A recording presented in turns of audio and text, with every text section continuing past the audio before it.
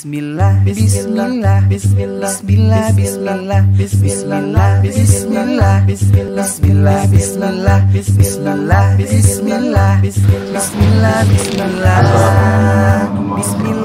Waalaikumsalam warahmatullahi Allah, Ar-Rahman yang Pengasih. Monggo. Hadirkan sudah apa itu dituliskan sebelum Nabi Adam diciptakan. Itu mengenai kata bisa menulis dengan kelahiran kita, di mana jodoh, rezeki dan kematian. Tapi ada Allah berkata, Allah tidak akan merubah nasib suatu kaum apabila suatu kaum itu tidak akan merubah nasibnya sendiri. Gitu. Mau dijelaskan tentang takdir kodok dan kodok yang jelas, karena sudah sering dengar tapi sering lupa dan kurang paham betul. Mungkin dengan langsung dengar sendiri dari Ustaz mungkin lebih paham, lebih nancep di hati itu. Insyaallah. Terima kasih. Warahmatullahi wabarakatuh. Waalaikumsalam warahmatullahi. Monggo. Insyaallah. Dia tentang sholat kemudian lebih khusyuk. Amin. Terima kasih. Ya, tentang masalah takdir.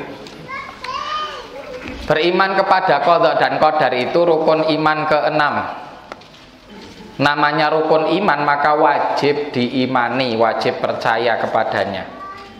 Syarat sahnya iman kepada qadar ada 4. Niki diingat-ingat, nggih. Syarat sahnya iman kepada qada dan qadar itu ada 4. Yang pertama, kita harus meyakini bahwa Allah Subhanahu wa ta'ala Maha mengetahui segala hal. Maha mengetahui segala hal yang sudah terjadi, yang baru terjadi, yang akan terjadi. Semua Allah mengetahui. Karena kalau kita tidak meyakini seperti itu, kita tidak bakal percaya takdir. Gimana Pak? Ya. Karena kalau kita meyakini Allah tidak mengetahui apa yang akan terjadi, berarti kita nggak mungkin percaya takdir. Itu satu rukun syarat yang pertama. Kemudian yang kedua, syarat yang kedua, kita harus meyakini bahwa Allah menuliskan apa yang Allah ketahui tentang takdir tersebut di Lauhil Mahfuz. Allah tulis, ya, semuanya yang terjadi dari sejak diciptakan Nabi Adam sampai nanti hari kiamat. Bahkan pertama yang Allah ciptakan, sebelum Allah menciptakan langit bumi, jelas langit bumi itu ada sebelum diciptakannya manusia. Sebelum menciptakan langit dan bumi, Allah menciptakan pena. Dalam hadis disebutkan al-qalam. Kemudian Allah memerintahkan kepadanya, uktub, tulislah. Si pena ini bertanya, madza aktub, apa yang saya tulis? Maka Allah berfirman, uktub maka naka inan ila yaumil qiyamah, tulislah apa yang akan terjadi sampai nanti hari kiamat. Itu yang harus kita yakini, seluruh takdir ditulis oleh Allah Subhanahu wa ta'ala. Yang ketiga syaratnya, kita harus meyakini bahwa Allah Maha berkehendak. Allah Maha berkehendak. Segala yang Allah Subhanahu wa ta'ala kehendaki pasti terjadi. Dan apa yang tidak Allah kehendaki tidak akan terjadi. Masya Allahu kana wa ma lam yasha lam yakun, dalam hadis. Setiap yang Allah kehendaki pasti terjadi, dan apa yang tidak Allah kehendaki pasti tidak akan terjadi. Ya. Keyakinan kita kepada syarat ketiga ini membawa kita meyakini bahwa segala yang terjadi di dunia atas kehendak Allah. Atas kehendak Allah, tidak ada itu sesuatu yang terjadi kemudian Allah nggak berkehendak kepada itu. Ya, seumpama digambarkan ada, lu kok ada seperti ini ya, mbuh aku kurang ngerti, itu tidak mungkin. Itu hanya berlaku bagi umat manusia. Tapi bagi Allah tidak. Semua yang Allah kehendaki pasti terjadi, yang tidak Allah kehendaki tidak akan terjadi. Artinya semua yang terjadi di dunia atas kehendak Allah. Yang keempat, syarat iman kepada takdir adalah kita harus meyakini bahwa Allah mampu menciptakan apa yang Allah kehendaki. Ya, jadi diringkas oleh para ulama, al-ilmu wal kitabatu wal masyiatu wal khalq. Ini 4. Ilmu, kitabah itu tulisan, masyiah itu kehendak, dan yang keempat adalah penciptaan. Allah mengetahui fulan bin fulan itu mati tanggal sekian, bulan sekian, tahun sekian, umurnya sekian. Allah mengetahui itu. Maka Allah perintahkan pena Lauhul Mahfuz menulis. Setelah ditulis pada masanya, Allah berkehendak untuk mematikan orang tersebut. Karena Allah berkehendak, maka Allah ciptakan maut, kematian, untuk menjadi ajal bagi orang tersebut. Itu prosesnya seperti itu. Nah, yang ditanyakan oleh Pak Babinsa tadi, masalah firman Allah Subhanahu wa taala, ya innallaha la yughayyiru ma biqaumin hatta yughayyiru ma bi anfusihim. Sesungguhnya Allah tidak akan merubah nasib satu kaum sampai kaum itu merubah nasibnya sendiri. Bagaimana korelasinya dengan takdir? Bukankah semuanya sudah ditulis? Bukankah semuanya ditetapkan? Di Lauhil Mahfuz Allah tulis. Dengan pengetahuan ilmunya yang sempurna Allah tulis. Fulan bin fulan males kerja. Karena males kerja tidak dapat rizki. Karena tidak dapat rizki nggak bisa makan. Itu ditulis sama Allah Subhanahu wa taala di Lauhil Mahfuz. Ya, pertanyaannya siapa yang tahu tulisan di Lauhil Mahfuz itu? Ada yang tahu nggak? Nggak ada yang tahu, nggih. Wonten sing pun nate ningali. Karena kita tidak tahu, maka kita diperintahkan untuk ikhtiar. Diperintahkan untuk apa? Ikhtiar. Ikhtiar itu berusaha. Karena kita tidak tahu apa yang ditetapkan oleh Allah kepada kita. Nggih. Jangan orang, wah rizki sudah ditentukan, udah ditulis, wis kowe ning ngomah wae ora apa-apa. Rizkine teko dhewe wis ditulis gitu. Nah, bukan seperti itu. Kita tetap diperintahkan ikhtiar. Karena kalau kita tidak ikhtiar, lah itulah yang tertulis di Lauhil Mahfuz.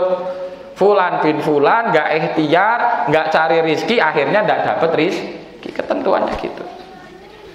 Sebagaimana perintah tadi untuk merubah diri sendiri agar nanti sampai kepada kebaikan, itu tertulis di Lauhil Mahfuz. Fulan bin fulan berusaha untuk baik, berikhtiar untuk baik, dengan menuntut ilmu, dengan mendekati orang-orang soleh, ya, dengan senantiasa beribadah istiqomah, maka fulan bin fulan mati dalam kondisi husnul khotimah. Itu ditulis di Lauhil Mahfuz. Pertanyaannya siapa yang tahu tulisan itu? Nggak ada yang tahu. Karena nggak ada yang tahu, ya sudah, kita berikhtiar. Insya Allah ikhtiar kita ini usaha untuk mendekatkan kepada takdir yang tertulis tersebut. Jelas yang nanti terjadi nggak bakal meleset dari ketentuan Allah. Tapi masalahnya kan kita nggak tahu ketentuan tersebut. Itu mirip seperti gini, jamaah yang dirahmati oleh Allah. Saya guru, punya murid 10. Gitu, tak umumke sesok pekan depan gitu ya. Saya umumkan pekan depan ujian. Materinya dari bab ini sampai bab ini. Terus saya bilang kepada para murid saya, kalian harus sungguh-sungguh belajar. Kalau kalian tidak belajar, kalian nggak lulus. Ya, barang siapa yang rajin belajar maka lulus. Gitu nggih? Itu nasihat saya, perintah saya. Nah, habis itu setelah 1 pekan, ya, sebelum ujian saya nulis 10 murid itu. Oh, kae biasane neng kelas turu, wah paling kok oleh nilai 6. Nah, yang ini karena rajin, wah iki masyaallah iki biasane sinau maca terus, nilainya 9. Itu seumpamanya. Saya nulis saja prediksi, tak tulis. Tanpa diketahui oleh murid. Nah, setelah ujian ternyata hasil nilainya plek seperti prediksi saya.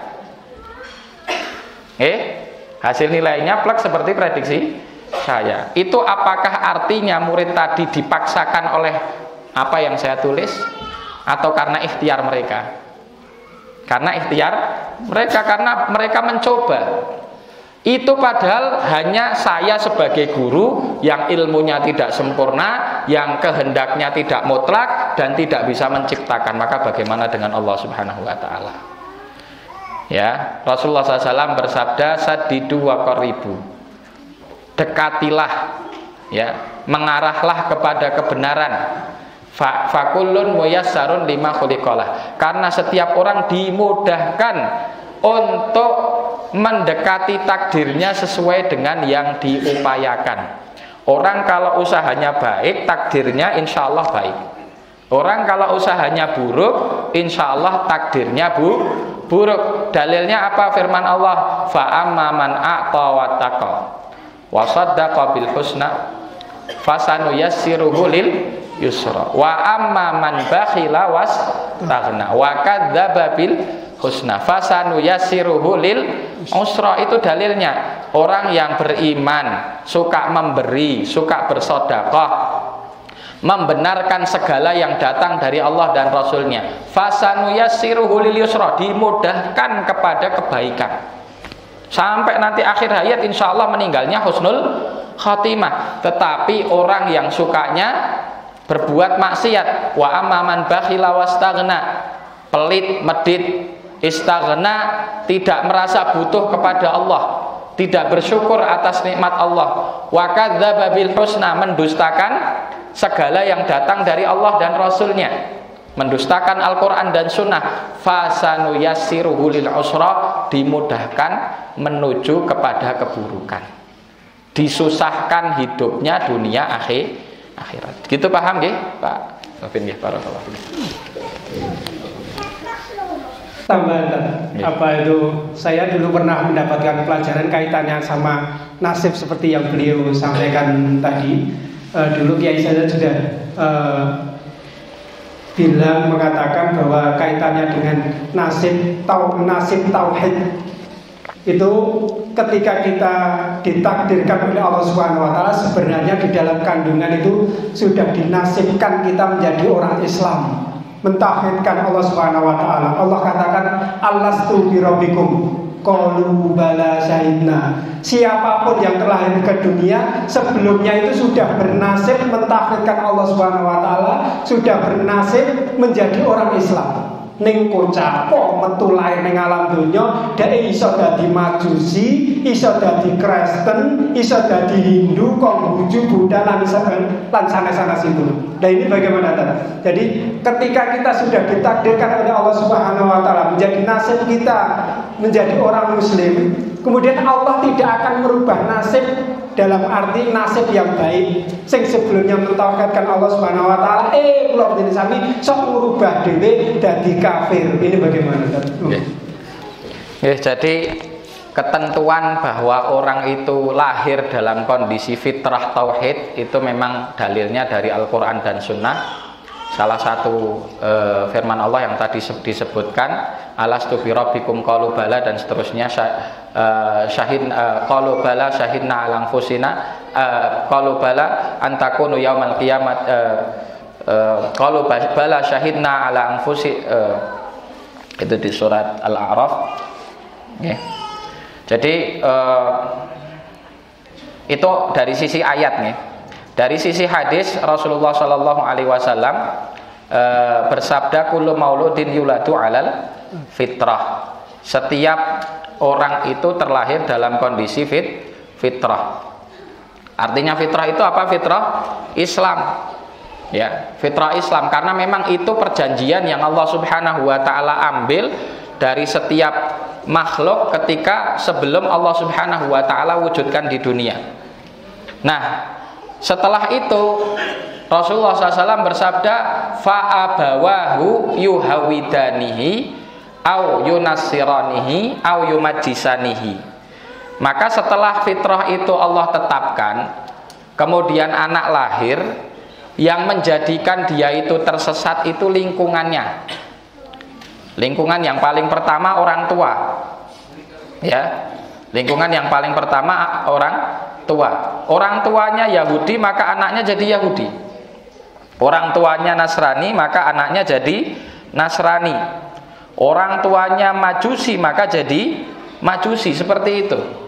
Sebagaimana kita melihat sekarang orang tuanya ahli maksiat, maka anaknya juga bisa jadi mengikuti orang tuanya karena terkontaminasi dengan lingkungan. Nah, terkait masalah kemudian apakah orang itu nanti setelah dia disesatkan oleh lingkungan akan kembali kepada kebenaran atau tidak, maka ada dua hal yang menjadi yang sangat berpengaruh. Yang pertama, takdir Allah Subhanahu wa taala. Ditulis di Lauhil Mahfuz, fulan bin fulan lahir dalam kondisi Yahudi contoh.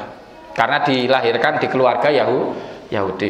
Setelah sekian tahun fulan bin fulan mulai mengenal Islam. Tahun sekian dia mulai belajar, tahun sekian masuk Islam. Itu di Lauhil Mahfuz sudah tertulis. Secara real di dunia, fulan bin fulan lahir. Dia tidak tahu, dilahirkan di keluarga Yahudi, ya tahunya dia seperti itu.